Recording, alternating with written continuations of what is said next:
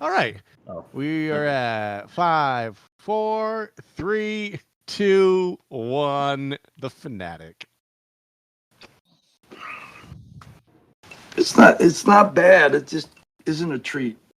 I think Danny's gonna grow up hating you. Don't talk about my son. You have no ice cream in the fridge at all. I'll work on it. Look, here, look, taste it. Taste it. Go ahead. See?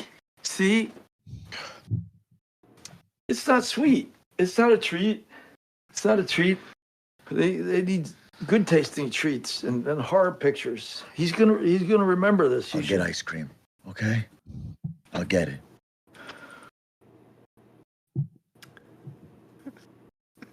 hello and welcome to the worst movie ever made. Experiment of the movie podcast designed with one thing in mind to find the worst movie ever made. I'm your host, Chris Ackman. I'm joined by my co-host and fellow mad scientist, Rob Scucci and Bob Hassick. Hey guys, how are you and why are we doing The Fanatic?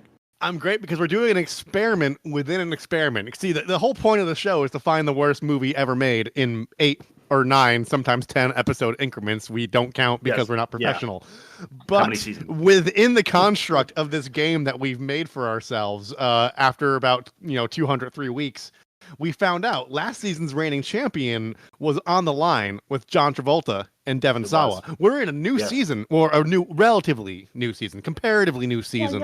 Yeah. And we are doing another movie starring John Travolta and Devon Sawa. But this time, instead of featuring a cameo from Fred Durst like in Y2K, which you'd find at www.theworstmovieevermade.com, we are doing a Fred Durst directed film called The Fanatic. Bob, how are you? Would you like to talk about this? I didn't know Fred Durst was in the movie business aside from cameos until this. And it really is as expected. I think I even said that in my Letterboxd review. I'm like, Fred Durst directed this. Expectations met. You know what, I think that's fair. He did one movie, The Education of Charlie Banks, I think was him. And apparently that was really good. He didn't write it, though. He just directed it. Music videos, he knows behind the camera, but he can't tell a story, and that's the problem. I think we'll find out. So without further ado, you watched this, right? Storytelling, yeah. Twice, Bob. Yeah, you did. At half speed. No, I didn't do that. I was just I'm not that dumb. All right. Let me explain it. Hey Bob, what are you doing over there? It's time to explain the movie, right? You got to give us the best explanation.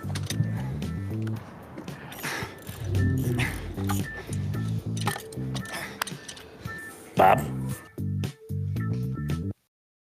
Right. All right. Here we go. The Fanatic, explained in an F alliteration. Okay. Nice. A fan of a famous film fellow and a friendly female photographer focus on and follow folks for nefarious fulfillment. Wow. Delicious. Yeah. So a fan of a famous film fellow and a friendly female photographer focus on and follow folks for nefarious fulfillment. That's a tongue twister. All right. It is. It's a typer twister. So a character named Moose, played by John Travolta, is obsessed with getting autographs and memorabilia of Hollywood-related people / movies. And he's also quite obviously on the autism spectrum. It was never spoken, but he is. And he has an unlikely friendship with a young female tabloid photographer who helps him locate famous people's houses. Why not? And then Moose went. Sounds like a good idea. Moose went to get the autograph of one of his favorite actors and was shunned because the actor was having personal problems and just took it out on Moose. Yeah. However, Moose continues to stalk the man. He stalked him for damn sure. Yeah. Definitely stalked him. Whoa. You know what? That's unacceptable because I am not a stalker! All right, go ahead. That was not planned, and that shows how actually professional we are. Anyway, he met him at his house, and rightfully so. The actor is he pushes him away, and after many more instances of Moose being bullied and picked on, Moose ties up the actor, pretends to torture him, or pretends to threaten to hurt him. Yeah. And ends up, but ultimately ends up letting the guy go, and the guy attacks, and Moose's fingers are shot off, and he's stabbed in the eye, and somehow the actor gets pinned for the murder of his housekeeper, who Moose actually killed earlier in the movie by accident. Yeah, it's as confusing as it sounds, and yes, this is direct by Fred Durst, and it was a huge bomb. Yeah. Budget 18 million. Get these numbers. Budget 18 million. Box office $3,153. Yeah. How is that possible? Well, you know what though? How is that possible? Some of that's for streaming because they'll just do a short run in LA, and then it just goes on streaming and it doesn't make revenue the same way. It's a different model. It probably did a lot better than what. Well, I guess we contributed to that. Yeah, it did better in Kazakhstan. It's making money off of Hims ads on Tubi. For those interested, wait for Rob's ad read. All right, why don't we throw it to your YouTube comment for now? Sure. My brains will be squirting out in your ears. YouTube. All right. You're gonna love this just based on Bob's rundown. So, okay. Say what you will about Travolta. To me, this was one of his best performances. Absolutely loved him in this. Also, why couldn't Hunter Dunbar just give Moose his autograph? That's all he had to do. Moose was a true fan who waited hours in line, looked up Hunter's address, and jogged Lord only knows how many miles there. With all the trouble he went through, he deserved that autograph. Instead, Hunter's rude to the man, berates him, and threatens him. What a fucking asshole. Which is Hunter was 1,000% in the right this whole movie. Yeah. He really was. Even when he was short with Moose, it's he didn't shun him in line. He was in an alley arguing with his ex-wife or separated wife over a custody thing with his son because he's so busy doing the filming and kind of being an absent father. And that's an intimate moment. You don't want someone with a parasocial relationship with you witnessing and then hitting you up for free hoopla. No, completely agreed. You can't go out into the alleyway where the celebrity is talking to his ex-wife, taking a breather. And it doesn't matter what he's doing out there. He could be masturbating, and you're just not supposed to go out there. But yeah, you're right. I think Hunter Dunbar, by the way, stupid fucking made up name. Yeah, it sounds sounds awful. Great, Chris. They speak English accents in Gladiator, so can you really indict them that much for calling someone Hunter Dunbar? This is cheap. You're cheap. That's cheap. Fake news. All right, let's throw it to test number one. I wrote ain't that a pitch? It's ain't that a. We're not cable guys. We're linemen. I told you I'm a lineman now. A lineman's the you want around if you feel like the world's coming to an end. I told you I'm a lineman now. So you're a lineman.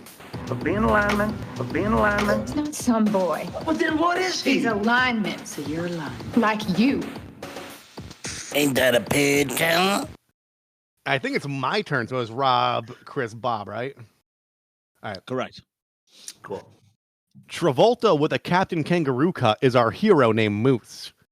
Reverse standing Devon Sawa in playing Fast and Loose. No strawberry milkshake to be found at his place. Hunter Dunbar should have had access to Mace. I'm going to wrap this limerick up because I have to poo. Fuck.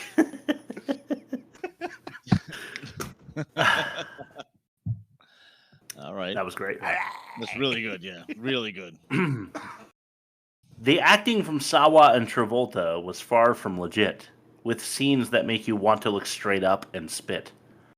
From bowl mullets to stalking. Wait, I'm gonna stop talking because I have to take a shit. No, you guys could not have. Oh, let's see what Bob We absolutely did.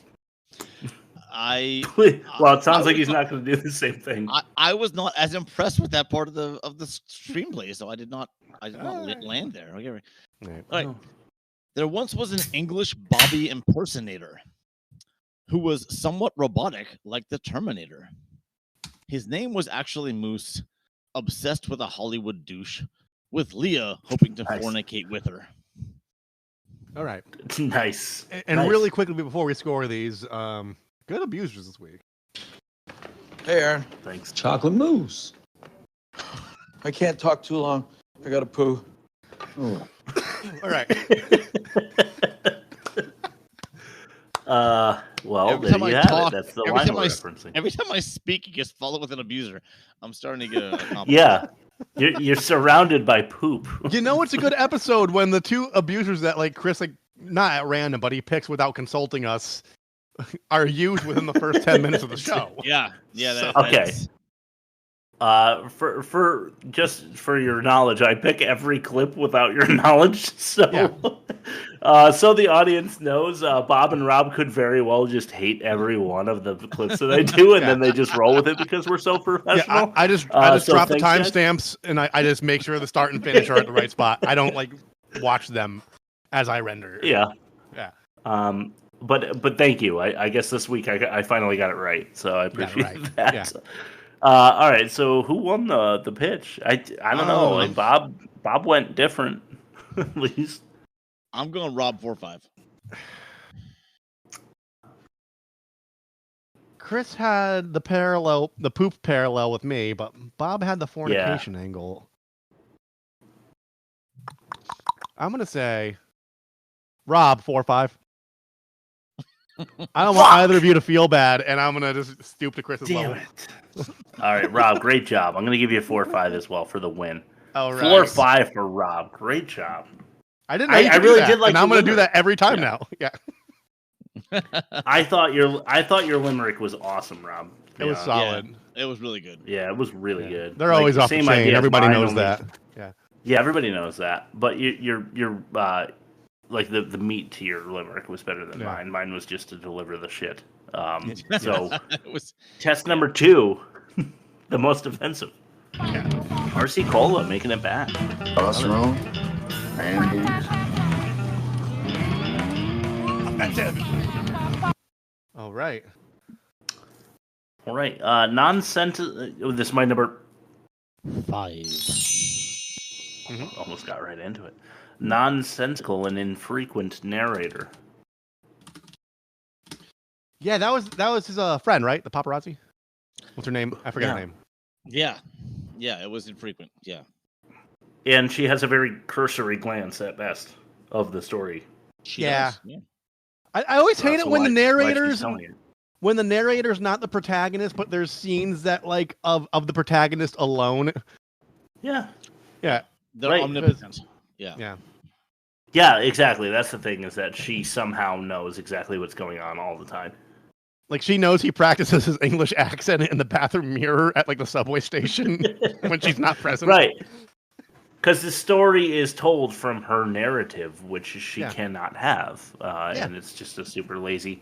I don't know. It's just a way to give us, some information about the story in a very lazy way. Number 4. Security suggests strangulation is acceptable. Yeah.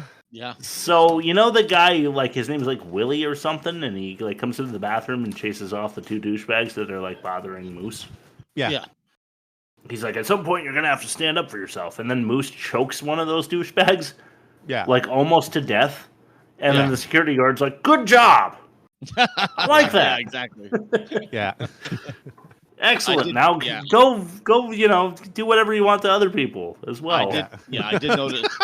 I did notice that dichotomy. It was a little much. Number 3. All right. I don't know if you're gonna. I mean, you probably will. Hobby shop host helps Moose hop halfway through the queue. Yeah, he cut in line. He cut in line. That pissed me the fuck off, man. That would have made me really mad if the like guy who owns the shop just takes his friend and sticks him halfway in the line, and I'm the guy right behind him. Are they friends? Fuck that. Though, Like I've been waiting for does, how long?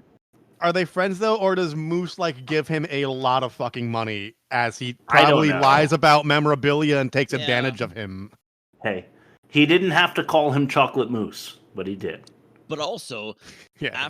after Moose followed what's his name Sawa into the alley, the next guy realized he didn't get a turn, and he didn't know if Travolta ever got a turn or not. Like it's just True. That guy would have been real pissed. extra Oh, yeah. slap in the face, like total extra slap. Yeah. Yeah. Good point. That makes it even worse.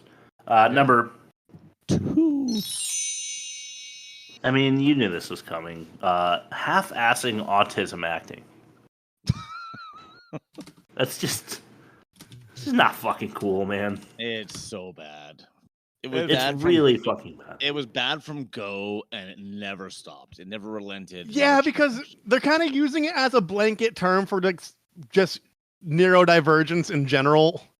And like, Yes. I'm not trying to be like PC or wee woo about it, but it's like I would say about 99.999999999% of autistic people are not like weird stalkers who murder cleaning ladies by accident. Yeah, and then exactly. Get mad about milkshakes, and they're kind of using a legitimate spectrum disorder as a blanket way to make him immune for really fucking shitty behavior. This Yes. leans into my worst production, so I'm gonna bow out for right now. And All right. Okay. ask Well, that we move on. I also just want to say that I feel like John Travolta did everything he can think of that somebody who might have autism would do in his mind, and that was his autism acting. And I found that to be extremely offensive. It probably would be my number one if it weren't for this really awful thing he says about another human in our clip. This is number 1. This is freaking nightmare. Oh, he's everything. I'm nothing. Well, let me tell you something, Mr. Dunbar, Mr. Dummy Bar. You have not, I repeat, you have not made the best choice. This Go Straight was so stupid. It was so stupid. And who stuck by you the whole time? Me. I did. This is a nightmare. This is a freaking nightmare. No, it is not okay. It is not okay. Not He stuck by him All right, through so obviously- ghost ship or whatever. Like, how dare he? We got to talk about it. He used the D word. He called him Dummy Dunbar. It's pretty fucked up. You know, God, yeah. I just don't. I don't think anybody should be throwing that kind of terminology around. It would just Should I mention my terminology? Honorable mention. Yeah. Yeah. He, what's this called? Moose's character, Moose. He mentioned someone as being a celebutard. Yes, Oh, yeah. he did. He did. And But more about that in a little bit because I might not have thrown it in a clip. Yeah, he absolutely does. Which, yeah, Bob, you're right. It should be in the most offensive because a person on the spectrum shouldn't be using language like that. I guess I don't know because I don't know how to navigate these waters, man. I don't know. Honestly, Yeah. they didn't either. Don't feel bad. They didn't either. We're just critiquing them. Yeah. Yes. But yeah, I just obviously number 2 should be number 1. I just didn't want to like end on a really sour note. So let's go to Rob Zadrid. Yeah.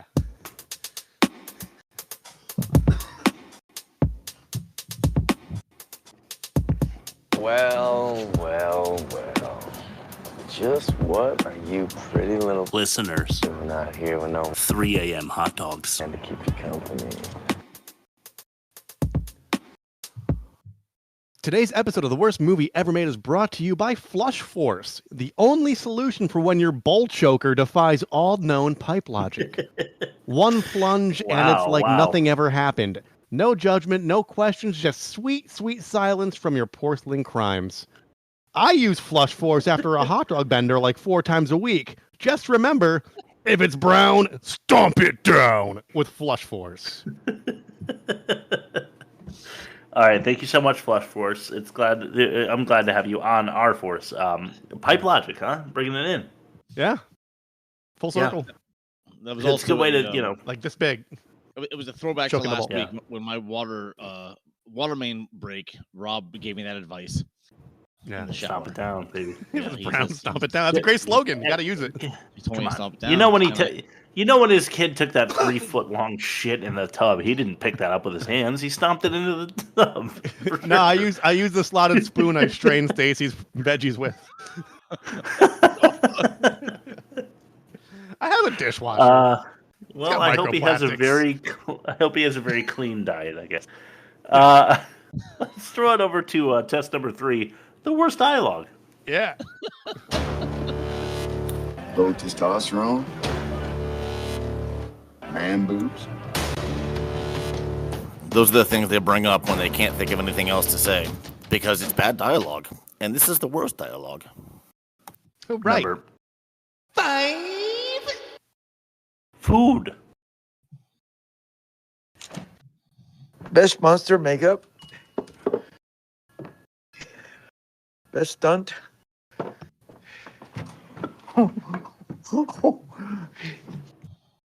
Moose is in the house. Moose is in the house. Watch out. Watch out.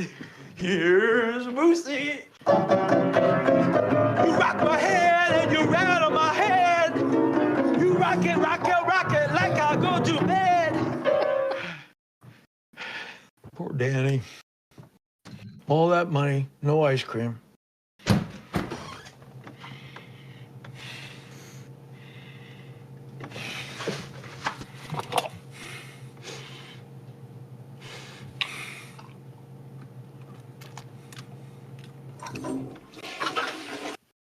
Oh, right. Wow. Yeah. That was supposed to be Jerry Lee Lewis, Yeah, I think so. right? You shake my nerves and rattle my brain. Not Jerry You Lewis. kind of yeah, love Jerry- it, drop some man and sing. yeah. No, that's Jerry Lewis, yeah. It's Jerry Lewis. Right. Great balls of Goodness fire. gracious, great balls of fire, right? Is it because his name is Moose and he wanted to be like Goose from Top Gun? Jerry Lee Moose. Yeah, but Jerry Lee Lewis was he like fucked his cousin, didn't he? Like Yeah, he did. She was like 14 and they like got married. Yeah. you don't like reference. So did Elvis. Fuck Elvis too. Yeah. Like that's the thing. Like in 2019 when this movie was released, like you don't reference shit like that. Yeah. No, you You should don't. know better. We don't like pedophiles unless they're Leon the Professional. Let's throw it to number 4. This is Fault. That was the director. I put my neck on the line for you so that you could continue with your freaky little hobby collecting autographs like a child. And this is how you repay me? By acting like a maniac? Maniac, that's a great movie. Not the crappy remake. That was overrated. It's a new one I like. Don't change the subject. It was Amanda who got me kicked out, Leah. She was the one being a celebutard. Well, it doesn't matter, Moose, okay? There Because it is, I Bob. have to pay the rent, and this camera is how I do it. If you can't respect that, then this is the last favor I'm ever doing for you. Hunter Dunbar wasn't even there last night. You promised that he'd be there. Do not raise your voice at me. Not a good look, Moose. I can do what I want. You're not my mom.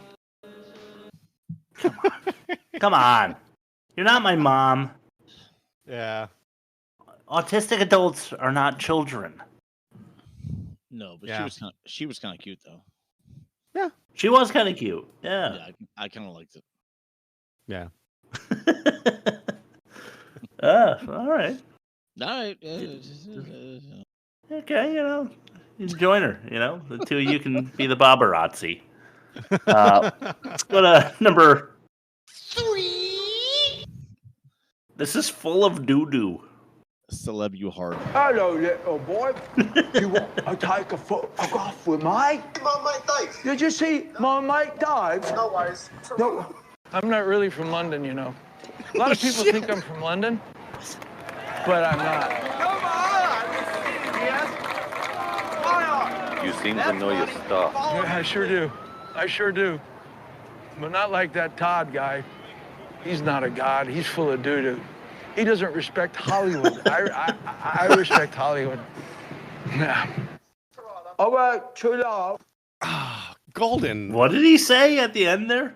All right, true love. Yeah. Okay, so like there would be a guy and his daughter saying you really know your stuff because he's like, I'm from London. It's just lazy fucking writing. Yeah. It's afterthought is what it is. That Yeah. felt like something that was voiced over after editing. That's what it felt like. It also had to Agreed. explain how Moose makes money. And apparently that guy gave him a $5 bill. Yeah. Or something, you know? But like 20? we couldn't even see that. A 20? He gave him 20? I'm pretty sure I saw 20, yeah.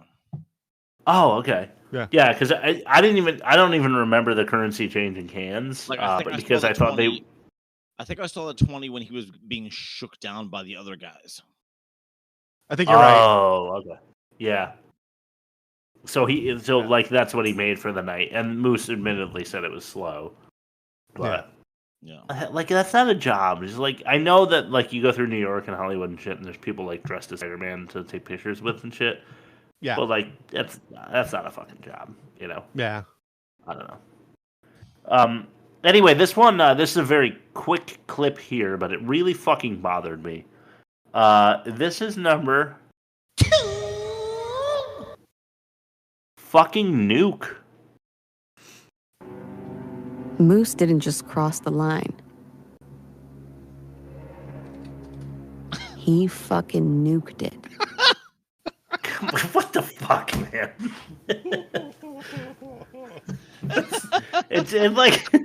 It's so bad for so many reasons. First of all, it's our unreliable, infrequent narrator for starters. Yeah. But also crossing a line is a metaphor for going like past the point where you should. Yeah. Nuking, like you're not shooting a line, you're not punching a line, you're not stabbing a line. Yeah. You're not even bazookaing a line, so nuking it doesn't make any sense. Yeah. It doesn't work with the metaphor. Like sprinted past it would have been more apt, right? Yes, that would have been better. If you write Limp Bizkit lyrics, it made perfect sense. Wait a minute, Bob. Wait a minute, Bob. Bob? Perfect segue into our number one, Daddy. Professional. Very. Great episode. Super professional. You know what? Fuck it. This is Fred. Fred? Wait. You okay with some music? You like a little Limp Bizkit? Here, like a little biscuit? Yeah? Listen around? Come on! I used to listen to this back in the day. This is hot. Come on! Oh my God, that is nice. That is nice. I'll tell you why this is funny when it's over. Here we go, baby. Rob, we know. No, you don't. You don't know how deep it goes.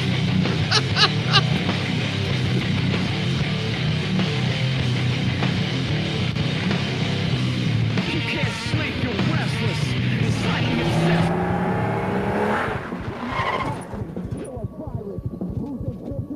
Enough something. Kill us here. Okay. So, you know, just go into your thing, Rob. It's funny for like the obvious reason that it's a Fred Durst written and directed movie with prominently featuring music by Fred Durst.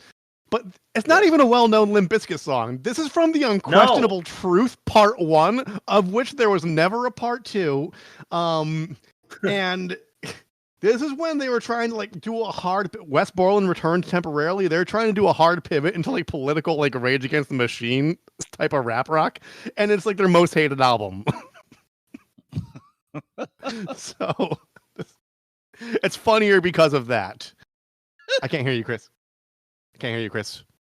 I can't hear you, Chris. Yeah, Chris, nothing. Uh-oh. Can you hear me, though? Yeah, you can hear me. I hear you. I see no lights around Chris's video. There's no light. It's like that Third Strike song, No Light. He's giving us the finger. Listeners of audio only, Chris just gave us the finger. Ooh. I see the green square. I see the green square. Yeah. Can you hear me? Can you hear us? Can you nod if you could hear us? I can hear you. I hear you now too. Oh, continue with the talk, Chris. We there's a lesson. Say the alphabet. Say Bobo, Bicky Bob, Bicky Bob, like something, anything. Okay. Can you hear me? Yes, I hear you now. This is amazing. This happens like every other week. Yeah. I just want to die. It's super embarrassing. Anyway, it's bad for the obvious reasons. It's a Fred Durst film, and he puts Fred Durst into it. Yeah. And that just sucks. I hate that. Yeah. Let's throw it to Bob. Why don't you take over with test number 4, the worst production? Oh, well, it's him. Oh. God, it's him. It's production. Okay. All right. This was billed as a psychological thriller. Okay. Go on. You're kidding. And my tagline is just going to be not thrilling. No. Okay. And I'm going to do my best to explain it. Here we go. This worked really hard to be not either of those two words, psychological for real, or thrilling. And I'm going to give you some examples of some movies that fit that description. Silence of the Lambs, The Machinist, Taxi Driver, The Shining, Black Swan. Those are movies where the protagonist either slowly becomes increasingly damaged or deranged until a breaking point or until a moment of clarity. Like there's some sort of like build up and shift, right? Yeah. And in this movie, all we see is a man with Asperger's struggle to make money, getting bullied, not really reaching a psychological breakdown of any sort, just lashing out a few times randomly, and then at the end showing like increasing vulnerability before being taken advantage of yet again by the antagonist. And then he pins a murder on a douchey guy who truly doesn't deserve to be jailed for murder, right? Like he didn't do it.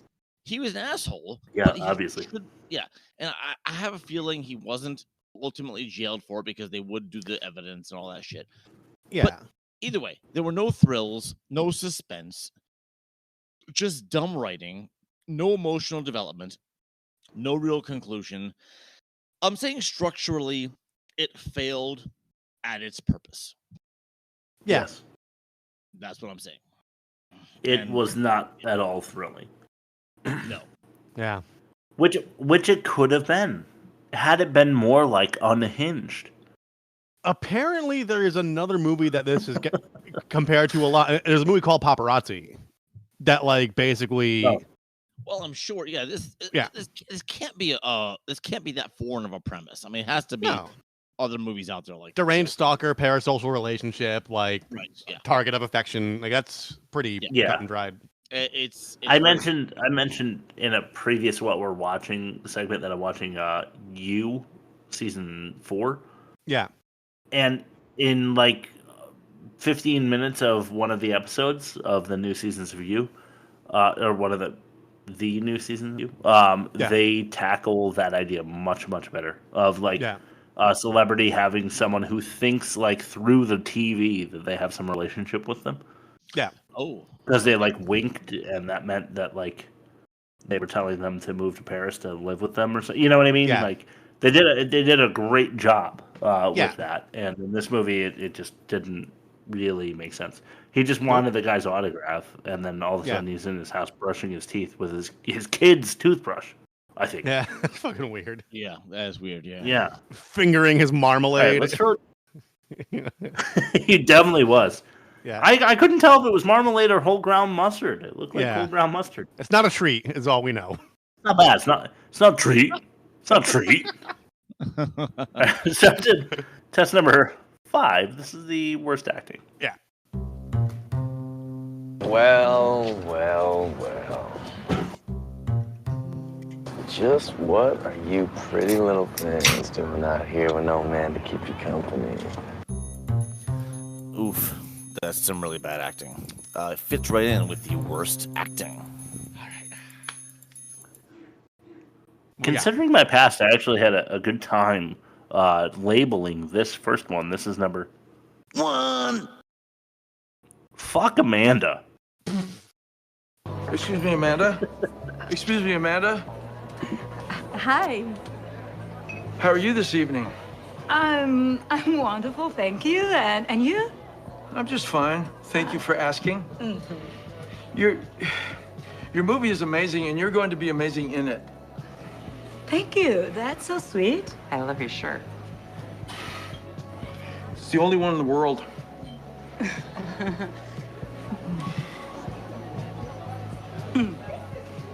I'm a really big fan of yours, Amanda. I really think your work is solid in minutes into days, and I think you're really good in Kill or Be Killed. You should do more horror pictures, Amanda.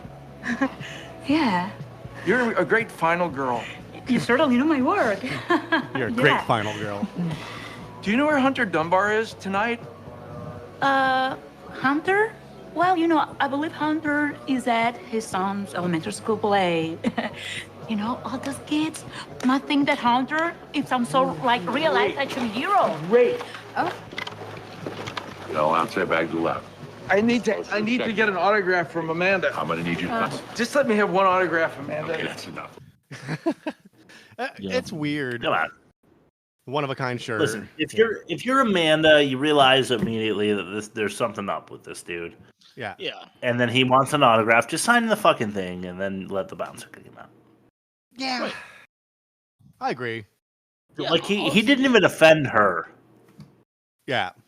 That would have restored his whole faith in Hollywood. And it's an autograph. That's like the least traceable thing Yeah. out there. It's not a photograph. It's not a video. Yeah. Yeah. Yeah. It doesn't identify. It doesn't tell him where you live, and it doesn't give him a wink like come to my window. I'll be home soon. You want to know what? You want to know what promise I made to myself when if I ever get famous, like exceedingly famous, I'm from gonna this spend, pod, which is happening soon. Yeah. So if I'm doing a lot of driving and flying and traveling and train riding and stuff, I'm gonna spend all that time not reading, not self-improving. I'm just gonna make copy after copy after copy of my own autograph and distribute them. So when people ask for my autograph, they're effectively worthless. Smart. Yeah. Oh, okay. I like that. I I thought I thought the angle was you just make copies and copies and copies. Like go to Staples and make 1,000 copies of your autograph. Like all and then originals. just start traveling. Yeah. Start traveling, handing them out, and then people will think that there's worth because a lot of people want your autograph. Yeah. No, I'm gonna put out hundreds of thousands of originals. Yeah. And then they're worthless. Okay. All right. Yeah. Well, that's a lot of work for no reason. Yeah. I'm the most famous. I'm the most famous of all of us. Yeah. He is. He's been in a movie. He was in a movie. So. Well, I was in a TV show, but that's not it. I have over 10,000 students who know my name. Who half of them are now adults. So there's no question I'm the most known person in this podcast. That's true. Yet. Yeah. Yeah. You're almost Bob. You're almost as known as the math that you taught them. That's how known that you are. I'm gonna show you something over the camera, and this is a new thing with students. They're making flags. They get a picture of a teacher, and they make flags with the teacher on the flag. Oh, that's fucking dope. Oh, Bob, I was gonna use the same word. That's sick. That's cool. And nice. me and one other teacher got flags this year. And it's ironic because I won't stand for the pledge. But anyway. Well, okay. I can't say I blame you, but we're not a political podcast, so we won't deep dive that. I will though. Go ahead. All right. Well, save it for the catch-all at least. Let's go to number 2 under God. Go ahead. This is Flint. What's up, fucking gay? Oh, hey, don't arrest me. Hey, officer, it wasn't me. No, I swear I didn't even know she was still in high school. He didn't. What'd you do today, Moose, huh? Did you make some serious money? That was pretty slow. Oh, slow, huh? You call that slow? See, I call that ball. A little fake blood, a little movie magic. You like movies, don't you, Moose? That's what's up. Come on, dude, let's celebrate. Do the honors, Slim. Fucking earned it. You know, I think he should do the honors, huh? Would you like to do these honors? I think he wants to do these honors. Sucking.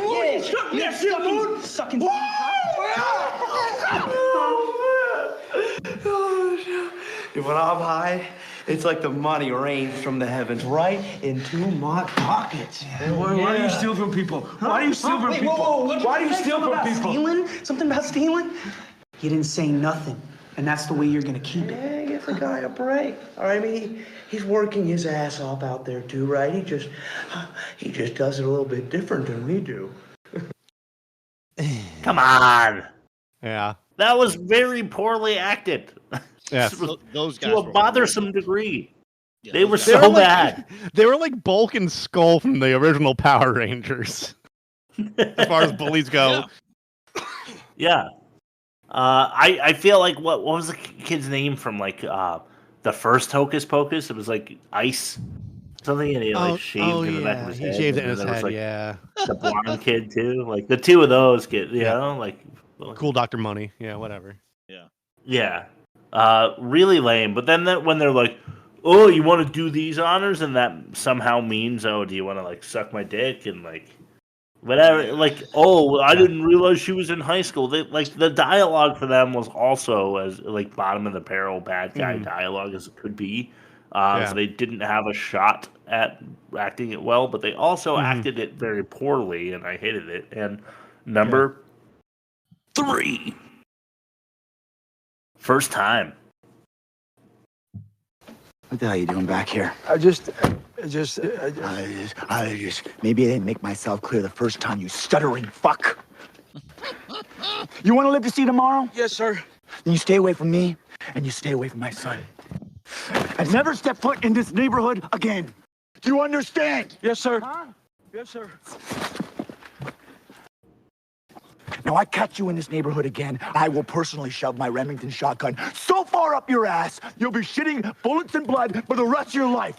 You understand? I want you to say it. I want to hear you say it. Are you shitting bullets? No, you idiot! Say you're never coming to this neighborhood again. Say it! Say it! Say it! Yeah. I'll never come back here. Goddamn right, you'll never come back here. Never. Go back where you came from, you stalker!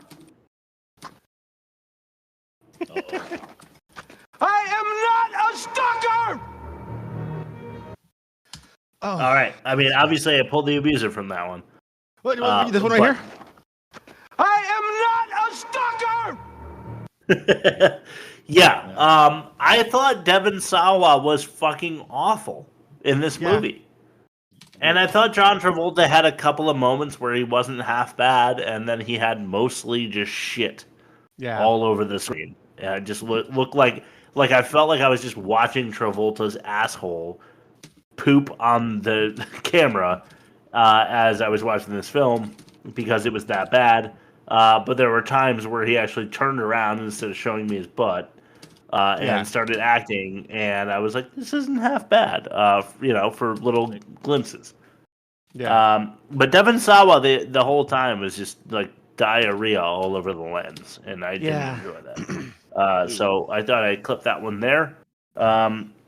Anyway, Bob, we're throwing it back to you for fact or no fact. And just a quick aside, I wish Devon Sawa had the same career arc as Matthew Lillard, because it's like, it's self-aware and it could have been fun. I wish his face didn't look so much like I'm still a child, even though I'm 45. Yeah, Casper, right? Let me tell you something. When Bob hits you with these facts, your brain's gonna scream out of your ears. This is fact or no fact. Right? Idle hands. For sure. That's the thing. I didn't realize until I started digging in this movie that he was the guy from Idle Hands. Yeah. It just didn't hit me at all. And now I feel like an idiot for not knowing that. Anyway. Fact or no fact, we are playing a game that is taking the country by storm or by breeze. Yes. And this movie was called Fanatic, and I'm calling the game problematic. Nice. Because the movie was okay. So it's four facts and a lie. Pick out the lie. Here we go. Moose is John Travolta's favorite character he has ever played. That's the first one. Second one. This movie was inspired by Travolta's real-life son, who had autism and obsessed over Hollywood. Okay, third one. As Moose drives his motorcycle down Hollywood Boulevard, the marquee for the Church of Scientology can be seen in the background. Okay, fourth one. When making this film, the working title was Moose. And the fifth one, when Hunter Dunbar is making a smoothie, after kissing the maid, the blender is empty. Ooh, okay. Okay, which one's the lie? You know, the continuity ones I always kind of those are tough because I tend to catch. Rob, yeah, we have a 50% chance here. You got to know that we have a 50% chance of winning. Okay. Like one of us is gonna win half of the time, I think, because we both know the which one is like obviously not true. Okay. So I'm saying continuity errors, like they happen so frequently in these kind of movies, I tend to glaze over them. But considering that the movie's budget was, you said 18 million, and I'm sure like 10 of that went to Sawa and Travolta. Yeah. I guarantee the whole budget was just getting the cast. So like, if you don't have somebody like on like the staff to like look for that kind of shit, you're probably gonna have that kind of shit. When making the film, the working title was Moose. I don't believe that because I think Fred Durst is pretty, if anything, he's pretty direct. And The Fanatic is a pretty direct title for what this movie's about. I believe the Scientology billboard. I believe that favorite character, John Travolta thought that was his favorite character. Because in his mind, I could see him being like, I really researched this role and it was just misunderstood. And like, you know, I think I really lost myself in it. I could see him saying that. Like, oh my God. And I watched this way before I pitched it for the show, and everything I read, it was inspired by a real life encounter Fred Durst had with a stalker fan. Yeah. That is not to say that it can't also be inspired by Travolta's real life son, but I don't know anything about John Travolta's family. So I'm gonna say the original title was Moose is the lie. All right, I'll go with number 2, Travolta's son. Obsessed with Hollywood, who was also autistic, is the inspiration for the movie, because that's the obvious one. Because Fred Durst had an, incident with someone that made him want to write this, and somehow knew Travolta and got him involved. So I'm gonna go 2. You go 4. Yeah, lock it in. Okay, so it's actually a fact that Moose is Travolta's, according to an interview, his favorite character he ever played. That's crazy, but it's true. That's absolutely insane. And you guys obviously know your shit about Fred Durst movies because you're right. This was based on an experience Durst had with an obsessed fan. Travolta apparently took this role to honor his son, who had autism. However, Scientology doesn't recognize autism as a diagnosed disorder. No way. Yeah. No shit. Is that so? Chris, you're right because this was this was based on Durst. This had nothing to do with Travolta's son. It just happened to be that Travolta's son most likely had autism, but they wouldn't recognize it as a diagnosis, which is crazy. Yeah, that is fucking nuts. There was a Scientology marquee in the background, and the working title was Moose. Oh. And if you watch behind the scenes clips, you can see that like the clapboard said like Moose, like take 5, kind of thing. And yes, when he was making the smoothie and he kissed the maid, the blender was fucking empty because it's a shit movie, and that's gonna happen. That was what I was referring to as the one that was obvious. And Rob said it. He said like if they're dumping all their money into the star power, they're not gonna find shit like that or care about it. So. Yeah. And to what I was saying earlier, this is in reference to the Limp Bizkit song Leech off $3 Bill, y'all, in which poet Fred Durst says, "You're always at my shows, always with my bros, always hanging places where I think nobody goes. I can't seem to shake you from this. Soon I might have to break you from this." Oh, shit. I think that song was about Moose. Yeah. Yeah, shoot his fingers off. Anywho, stab him in the eye. I haven't listened to the album since 8th grade, and I still know the lyrics because I have problems. I'll say, I thought for sure you were reading. Yeah, I bought that CD used, and then I ended up reselling it back to a used CD store. Nice. Yeah. All right. I believe that. Because Let's throw it to the catch-all. Yeah. Yeah. Limp Bizkit is bad. They're the Van Halen of new metal. I've accepted them as that. Get the hell down from there! Don't worry, I'll catch you. Because this is a catch-all. Kill training growing tigers naked in a meat suit. Like, think about it. They're a charismatic. There's good musicians in the band with a charismatic. And then you have a charismatic but incompetent frontman that knows how to generate hype, and they're a party band. So like they are the Van Halen of new metal, and that's how Limp Bizkit is categorized in my mind in a way that's acceptable for me to occasionally blast significant other in my car. Go ahead with the catch-all. I love David Lee Roth Van Halen. Oof. I can't help it.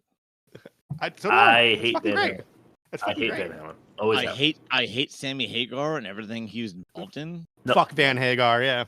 But David Lee Roth Van Halen is like part of my upbringing. I can't. Yeah.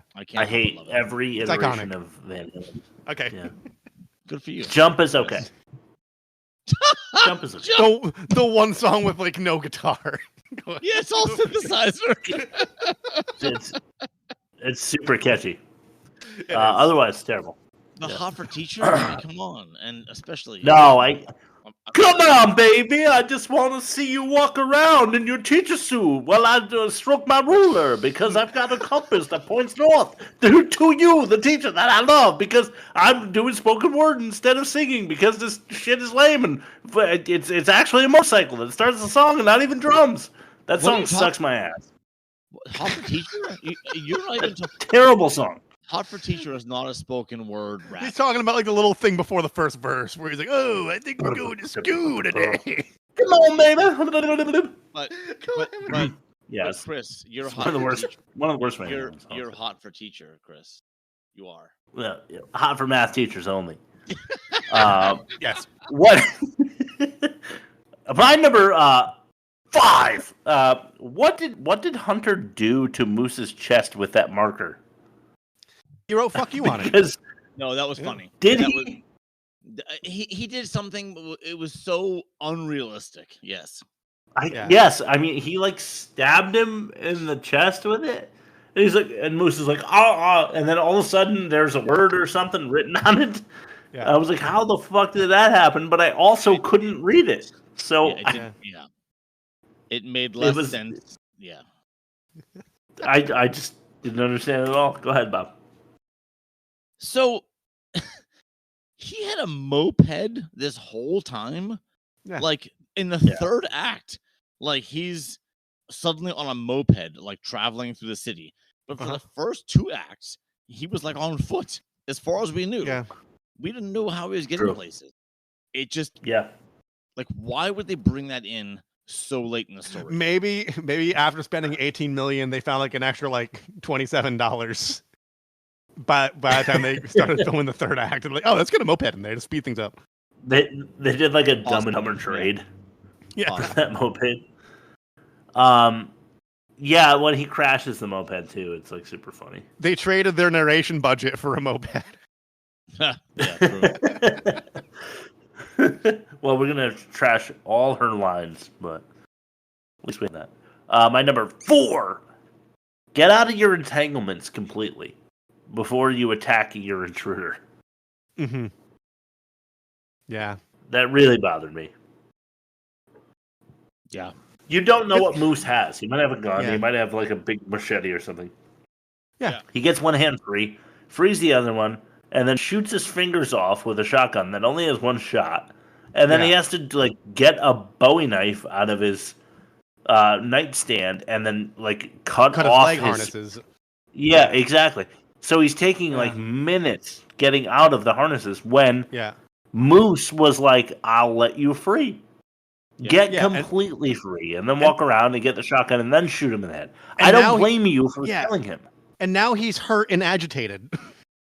Yeah. So he just made it exactly. worse. And you're still stuck on the bed. Yeah.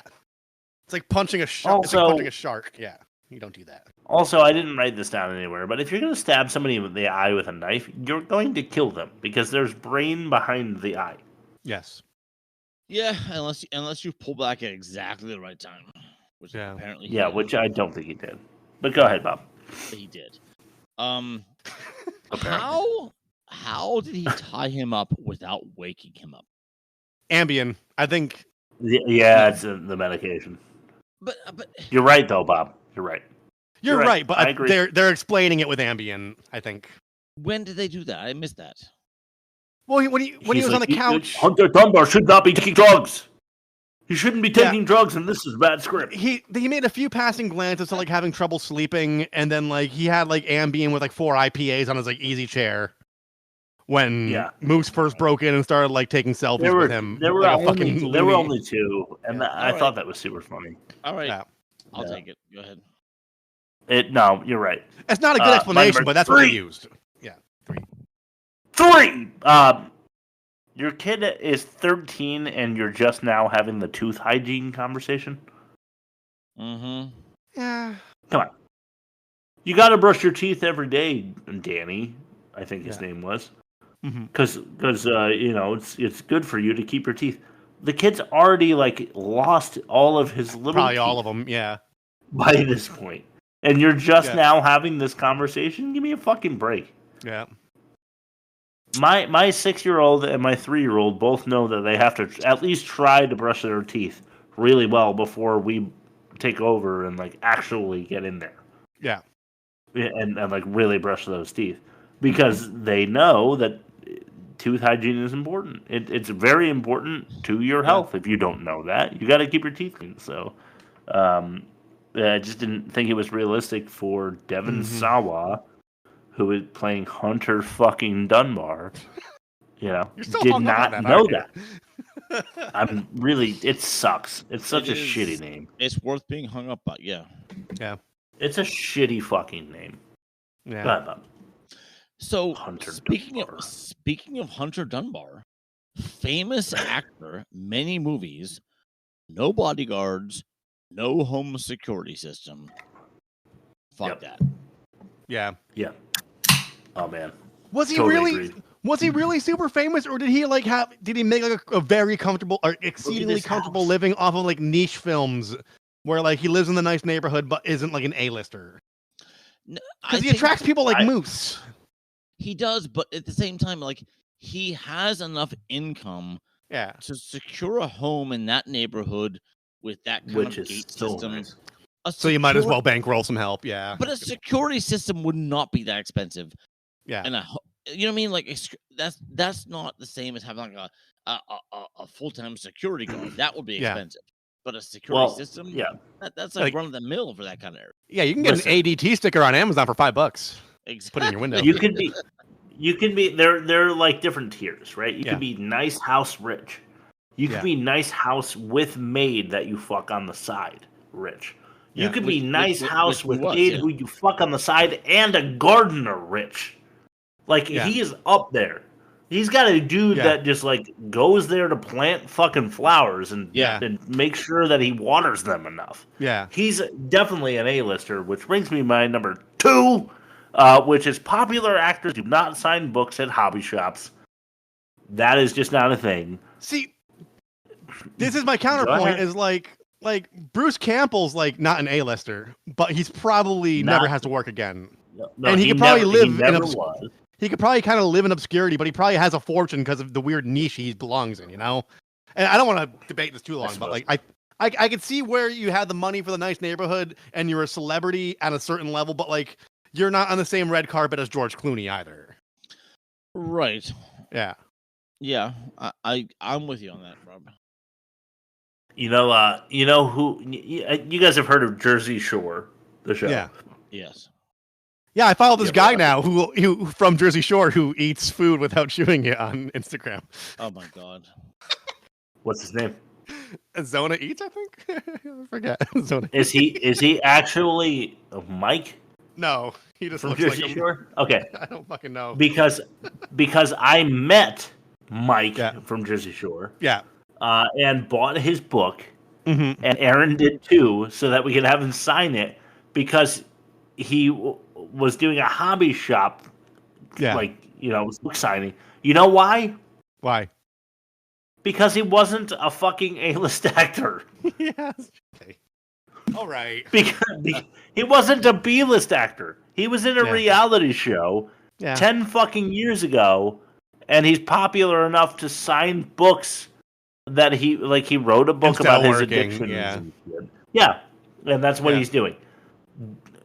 Hunter Dunbar is in movies. He's not at a fucking comic shop signing books for.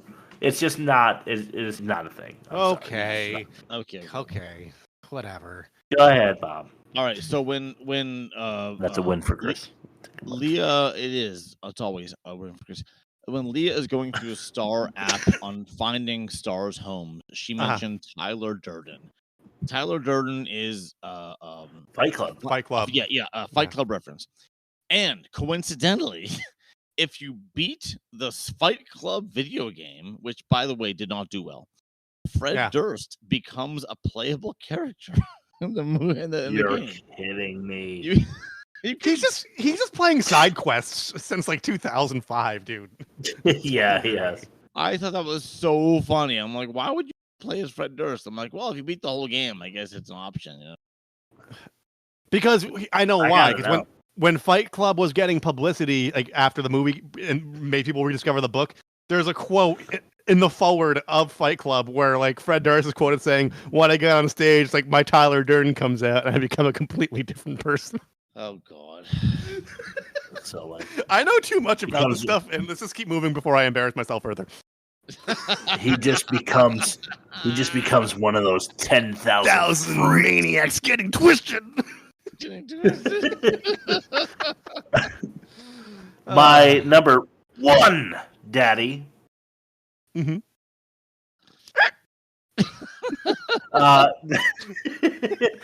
That social media post from Moose would have gone viral. And it would have substantiated Hunter's claims that there was a stalker.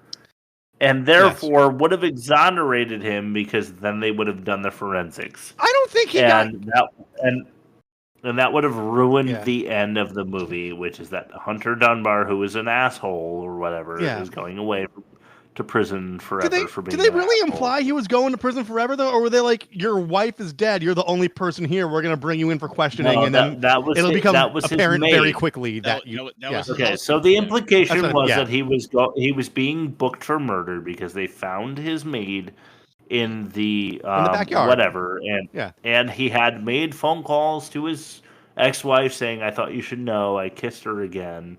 Yeah. And then that causes further complication, and then she ends up dead, and then they go to his house, and he's covered in blood, and she's dead in his garden. Yeah. It looks pretty incriminating. They wanted us to think that he was going to go to prison forever for murder because they know nothing about Moose. But the problem is that Moose took a fucking picture of himself kissing Devon Sawa, Hunter Dunbar, excuse me. I don't know which name is more idiotic. But there's that big social media post that would have blown up, and everybody would have realized that there actually was a stalker, and then they would have done their forensics on it, and they would have realized that Hunter Dunbar was completely innocent, and he would be released, ruining the end of the movie, because Moose would not be free. No. Even if Devon Sawa becoming free was the spoil to the end of the movie that they wanted us to believe. Bob, you said that you thought that Hunter Dunbar would be would be freed, right? Yeah. Even if that was true, the real objective is to make sure that this poor man who's got a condition isn't put away forever for stalking a guy, and then having he would have gone to prison forever. Yeah. For killing her. All right. So it ruins the end of the movie either way. Anyway, go ahead, Bob. So I'm gonna try to combine my last few. So I'm really confused about the bandaging and upkeep of the Moose after the gunshot to the hand, which fucking severed several fingers, and the stabbing of the eye. Like it just doesn't make sense that he would survive. No. And then I thought that the Chicanos taking selfies with Travolta was really funny. I thought that was really funny. Really, it was. It was really funny. Your costume is the best, man. Yeah, that was really funny. And nothing made sense. But at the end of Moose's excited call to Leah about the Star Map app, this is just this is beforehand. John Travolta accidentally called her Moosey when her character's name was Leah and his name was Moose. No shit. It's just an error that I caught, and I thought interesting. Yeah, he called her Moosey, which is not her name. But at first I'm like, oh, that's just a pet name. And I'm like, no, he fucked up. He totally fucked up. Her name is Leah. He must have. Yeah. Shit. And with that, I passed it to the credit names, what we're watching, whatever you have next. What we're watching. We forgot about it last week. That's my fault. All right. Let's see what we've been watching over these last 2 weeks. He's lineman. Told you I'm a lineman now. Lineman. We're not cable guys. We're linemen. He's a lineman. Like you. Okay, I need to watch something else. This is what we're watching. Yep. All right. Is it on me? Yep. Yeah. Have you seen Brawl in Cell Block 99? Is that the Vince Vaughn one that's apparently really good? Yeah. I haven't seen it, but I want to see it. It's not an A+. I'll say that. It's like a B+ A- territory. Okay. It's super weird to see him in the role of a gigantic man who's beating the shit out of people for his own gain, because he's usually funny. Yeah. And that's a stretch. By that I mean he usually like plays Vince Vaughn saying Vince Vaughn shit in the Vince Vaughn way, and everybody likes that because he's like frantic, or whatever. But he's not that at all in this movie, so I'll give him credit for that. Have you guys seen The Other Guys with the Will Ferrell one in Wahlberg, right? Yeah. I haven't seen it, but I've seen clips, but I haven't seen it. Same. Yeah. It's very clippable because, as much as I hate to admit it, it's really funny. Okay. I don't really love either one of them. I feel like they're both like very surface level comedians that like their comedy isn't super funny to me, but that movie is actually really good. So check it out. So Brawl in Block 99 and The Other Guys. Bob, I'll throw it to you. Okay, so I watched something called I'm gonna butcher the pronunciation. I have it's Titane, Titane, or Tatane. Okay. It's a French movie. And what in the holy Jesus Christ, in the name of David Cronenberg, is this movie? It came out in 2021. Okay. It won like some awards. I don't know if it was anyway. I think I loved it.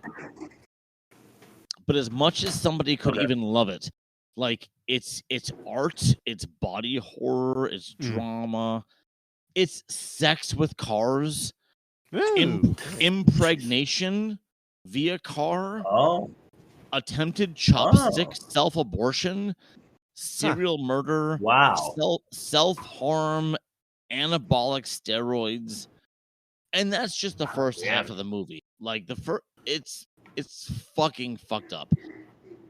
Titane, Titane, 2021. If you're into artistic shit and a little bit of nudity, but at the same time, if you mix your nudity with body horror, you're gonna be so into this movie. Well, Bob, you had me at chopstick baby scramble. Yeah. Yeah. It's fucking fucked up, man. Yeah. And then terrific. I'm gonna try be succinct on this one. Blow Up, 1966. This is recommended by like all the famous directors. It's a movie about a photographer, a famous photographer in England who accidentally photographs a crime scene before anyone knows it's a crime scene. Okay. I didn't love it. Enemy of the State. I didn't love it, but the main actor in the movie isn't like in every fucking frame of the movie. Like, I'll say bravo to that. Like, that's pretty amazing in my opinion. Like to get away with that. But I didn't love the movie. But it's good. It's just it really drags on, and it's out there free on different platforms. But then I finally watched my last Edgar Wright movie. Edgar Wright made Shaun of the Dead. Yeah. He made Hot Fuzz. Hot Fuzz. He made Baby Driver. And in the trilogy of Shaun of the Dead and Hot Fuzz, he also added The World's End. It's a fun end to the trilogy. It's about mates getting together for a pub crawl many years after they were in their teenage prime. It's also about a takeover of the world by a science fiction-y alien force. It's funny. Okay. It's not nearly as clever as Shaun of the Dead. It's not nearly as clever as Hot Fuzz. It's on Peacock. Right. I recommend it for fans of the first two of the trilogy. Otherwise, not great. But he was coasting. He was, and I think he makes only good movies. He's the one who made the Running Man sequel, remake. I'm excited to see it. I think it's going to be good. And he's made good movies outside of this one. It's just this was part of a trilogy that I think didn't need a third entry. That's my opinion. Yeah, I do think we need to do the Running Man sequel when it comes out. Good or bad. And Chris, I don't think I'm going to make it up to New Haven for that for October, but still, we'll have to do something to watch it together. Imagine how great that would be. We'll do it live. You can just come down here. How about that? You know, if I have my own store by then I might be able to. We'll see. We'll see. You won't. But anyway, go ahead. Well, go ahead. I would say that's more than cautious optimism. That's cautious. Oh yeah, denial. I have no optimism. So, like I've been watching a lot of movies because my work situation has made me want to go on long walks and just like punch the air while I'm walking. So I've been doing a lot of Last Podcast on the left. I'm working through the Abraham Lincoln assassination. No, not for me. I'm mid Carl Panzram. That's worth a revisit. It's so good. Yeah. It's so good. But aside from that, I've been working through some of the newer ones. I revisited the Oklahoma City bombing. That was a good one. I'm working my way through. Guy, it's Eddie, not Ed Larson. Ed. Yeah, he's good. Yeah. They hit a new stride with the newer episodes. I'm a fan. Okay. All right. I've been binging. I just started a King of the Hill binge because the reboot is coming up. I caught up on JCS Criminal Psychology. And on my queue, there's a found footage movie on YouTube called Milk and Cereal. Cereal spelled like serial killer, and it's like an hour long, and apparently it's fucking phenomenal. And it's about it's about YouTube prankers, and like the prank goes wrong, and they have to deal with the aftermath or something. So I haven't seen it yet, but I really look forward to that. But I'll be doing more air punching and like podcast listening. Me too. Yeah, nice. All right, let's start to bad credit names.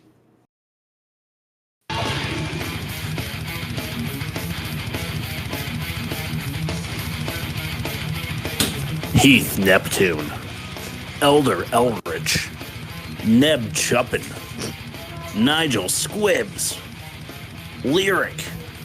Wes Borland did the animations, by the way, and Adolf Steele. All right, you can't name your kid Adolf. Yeah, anymore. Like you can't. After 1950, like you can't do that. Yeah. but also, yeah, Wes Borland did all those animations. That like we hadn't brought it up. I don't know if you guys remember, but there were like weird like cartoons that were like drawn in chalk. It almost looked like. Yep.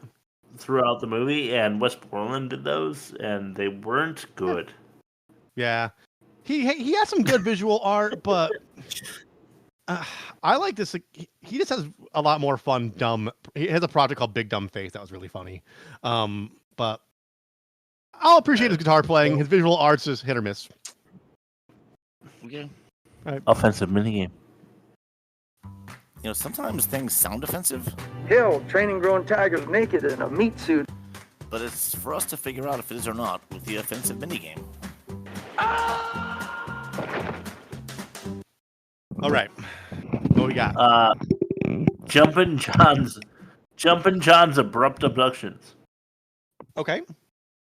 Or suggestive security.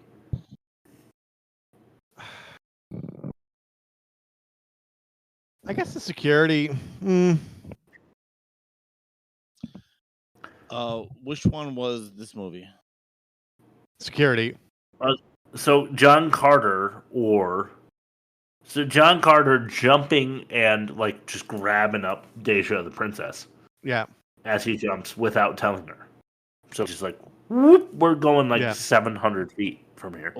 Or the security guard from this movie, the Fanatic, being okay with strangulation.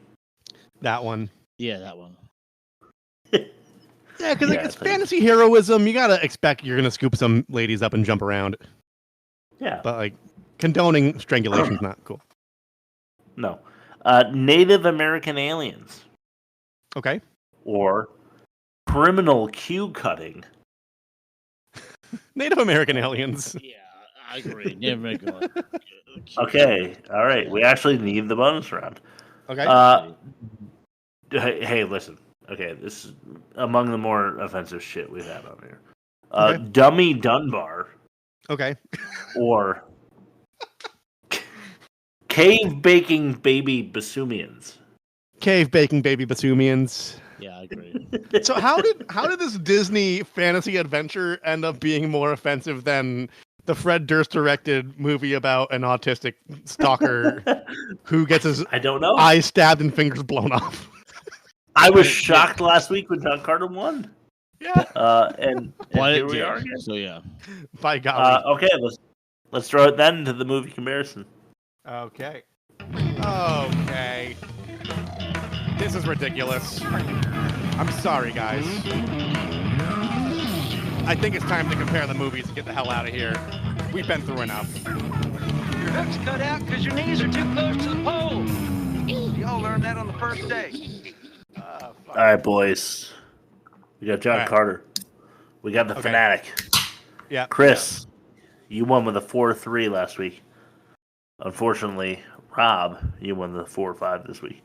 So one for the Fanatic. Offensive, we just went over. John Carter got offensive. Dialogue, guys. What's worse? John Carter or the Fanatic? Fanatic. Yeah, Fanatic. Yeah. Okay. John Carter or the Fanatic, bumbling and unbelievable world building for John Carter, or not thrilling for the Fanatic? Not thrilling. Yeah.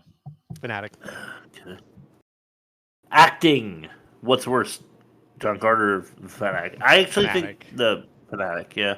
No, Fanatic. John Carter wasn't bad. It was adequate. It just wasn't memorable. Like, it's like it had its issues, but like they did what they did. They did, yeah. They had some talent at the helm.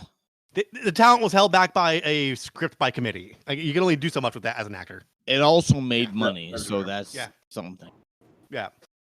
We also need to know what the demerit for the Fanatic is. You love Biscuit? You like Biscuit? I think... yeah, Biscuit. Yeah, I think plugging your band and not even like a memorable song from them... I guarantee it had to do with like the studio that Durst was working with owned the rights to other Limp Bizkit stuff, so he had to use like the Unquestionable Truth deep cuts in his own movie. Can we say butt plugging biscuits? Butt plugging biscuits, yep. Yes. Let's do that. Okay. I bet you it was a rights issue though. I bet you it was a rights issue. Yeah, probably. What's worse, butt plugging biscuits or wasting Tide restraints? Oh shit! Shit, that's tough. I'm gonna say Tide restraints because Yeah, that I'm really pissed me off. Wow. Okay, that's fine. Doesn't matter. The worst movie of the season so far is The Fanatic. Yeah, Not rightfully surprised so. in that be John Carter. I will give John Carter a small round of applause because I didn't expect a giant Disney vehicle to take the worst movie of the season that's good. halfway through it, but it did. Yeah. Next week, guys. We're What doing won the Face poll? Off. We're doing Face Off. Why? A movie. We're doing because Bob's never seen it, and let me just get the Rotten Tomato. Bob's never seen Face, right? That's what you said in the group chat, right, Yes, Bob? I have not seen it. Yeah. So Bob has never seen Face Off, but I love it. I'm not sure about your mileage, Chris, but it has a 93% on Rotten Tomatoes and an 82% audience score. It is unhinged and it's not practical and it's not good, but it is pure fucking popcorn cinema. And this is one of those movies that I fucking love. It will not And hold it's up under so scrutiny. bad. It will not hold up under so scrutiny, bad. but it's the most entertaining thing to come out of the fucking so 90s. bad. I cannot wait to do this one. I'm so glad that you guys agreed to do it because I cannot wait to make fun of it. Even though I love it. It's so Fucking love entertaining. it. It's fucking It's amazing. so entertaining. It's John Woo. And It's John it's Woo so 90s bad. excess. Yeah. Yeah. It's so bad and I fucking love it. It's like Con Air all over again. I can't wait. It seems unrealistic that you can switch faces and not have like tons of damage and like you just they junk science their way through it and they just fucking push through the doubt, Bob. Yeah. It's amazing. It's unrealistic in 2025. Imagine how unrealistic it was in 1998 or whatever the fuck it was. Yeah. When they made this movie. 97. It's awful. Yeah, it's awful. It's fucking terrible. It's awful. But it's one of those It's terrible so movies. good. It's not even so bad it's good. It's just like it's its own thing, and you just need to appreciate what it is. Yeah. Well, I Fucking got like wait to do this. Tomorrow's my last full day with students. Okay. So Yeah. I have time to find a good download. So I will Cool. by 3:00 tomorrow I will have a good download. Fuck yeah. Well, enjoy all that arithmetic, and then afterwards we'll look forward to the result. Let's turn to Rob for his big plug, and then we'll throw to Bob. I'm gonna visit your coworkers instead of you when I come. I don't have coworkers. I know I don't leave the house. All right. You can find us at www.theworstmovieevermade.com. We are on Spotify, Apple Podcasts, Google Play, YouTube. The video drops on Spotify immediately. It's like by Wednesday morning drive time. YouTube takes a while because there's copyright shit, but it gets up by Sunday if you don't have Spotify or you don't want to pay for premium. It's free. And we're on Instagram, we're on TikTok. We post videos, clips from the movies, stuff we find that we think is funny. We do polls, though we've been abusing the polls the last couple of weeks because we just want to watch a couple things and get them out of the way. But www.theworstmovieevermade.com. You could also email us if you click the little envelope. If you click the little envelope. Okay, got it. Bob, what's your last word? Celebutard. Celebutard. Yes. All right, guys. We will see you next week with Face Off. Thank you, Schmade. Thank you, Shay. See, the whole thing with Face Off is why can't you just switch brains? It'd be a lot easier just to use reverse magnet wave to switch your consciousness from one person to the other. Yeah, it does. Instead of degloving someone's entire fucking body. If you say so. Hey, but now we live in the future. I got 35 seconds left on a good download. Let's see if it comes through. Hell yeah. Nice. But yeah, we live in the future, and Bob and I live like an hour ahead in that future. We're in the actual future. Rob, you are in the big past. That's fine. I get to watch my primetime shows at 7.